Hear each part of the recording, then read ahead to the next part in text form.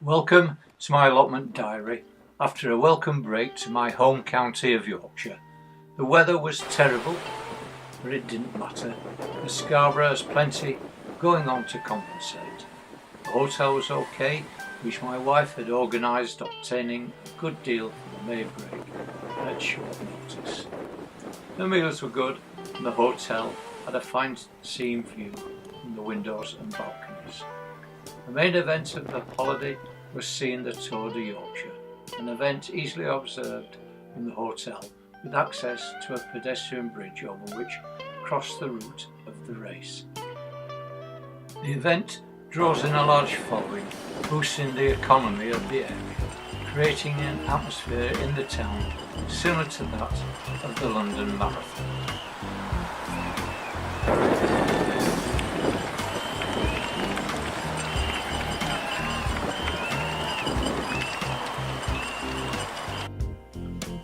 The race over, it's time to join the main crowds on the seafront, taking the vernacular railway, avoiding the hundreds of steps down the steep cliff face.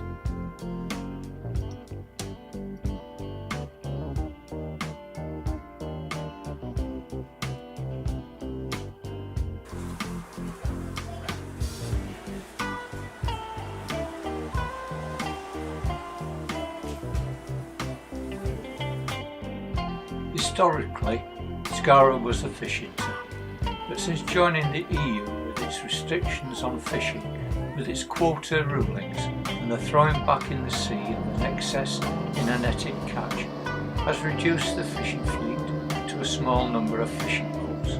This section of the harbour used to be full of fishing craft, now taken over by leisure craft.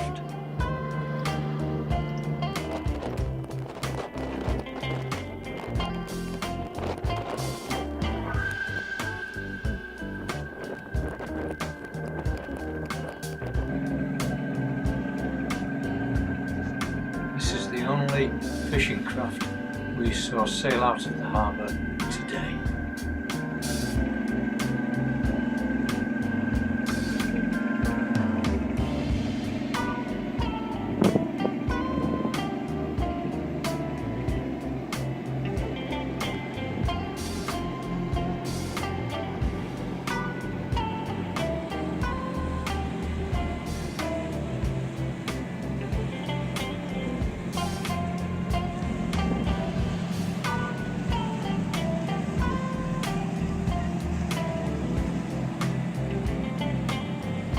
Now here's an old friend, the Hispaniola, a pleasure vessel I sailed on as a 10-year-old boy, as did my children and then my grandchildren.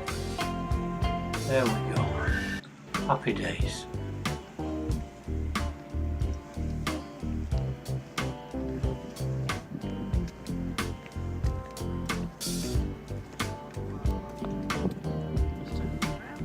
Now this is not the last time we visited Scarborough, but this is not new. An old naval gun which defended the town when attacked by a German battleship during the First World War. And this fella had better watch out, because he doesn't know what he's doing, and I wouldn't touch that. So, yeah. Scarborough welcomes many societies to hold their conventions in the town. We've seen a pirate convention already this week, and today is the turn of the steampunk following. Here's a couple I considered in photography. Further down the coast are many secluded bays with golden flat sands, freshly washed clean each day by a high tide. This one is called Filey, which has a special interest for me in that it has a very large allotment society. Talking about allotments, on returning home I visited the plot to observe what changes had taken place since we departed the northeast. No change on bed 1. Brassicas have put on a bit of size. No changes on bed 3. Bed 4, the beetroot had increased in size and we're now seeing the carrots. Slight change on bed 5 with the onions. Bed 6, the Nadine had put on more size. We're now seeing the start of the main crop. Strawberries on bed 8 had thickened up. No change on bed 9. Bed 10, the onions had started to get thicker at the neck. Bed 11, the salad bar, no change. The only change on bed 12 is I've got more weeds. The broad beans on bed 13 have made significant progress. The work on the new bed 14 was done just before we left for our holiday. Recorded but not published, which will be added to this upload. The first 12-foot length was stitched onto the top of the sleepers, front and back, along its length at about 2 foot centres, setting its end 2 foot away from bed 13. Another 12-foot length was cut into 3 4-foot lengths, and the soil at one end levelled off. Drilled in position and duly nailed. The board was positioned square and then temporarily secured with a stake.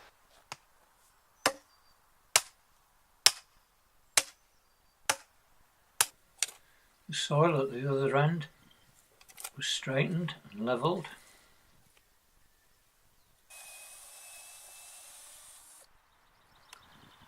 Drilled and nailed securely in position. The process was then repeated on the last length, and we can now go away on holiday. Everything is being rushed, no time for anything. I must apologise to the subscribers who commented on my last upload not having a device to use, though I did see some of the comments on other guests' devices. The holiday was a good rest and enjoyable, but I got out of the disciplines of making notes, editing and publishing the videos. The mistakes made in producing this video are legion. All the same, I hope you found it useful and informative. Until next time, take care and good luck. Bye!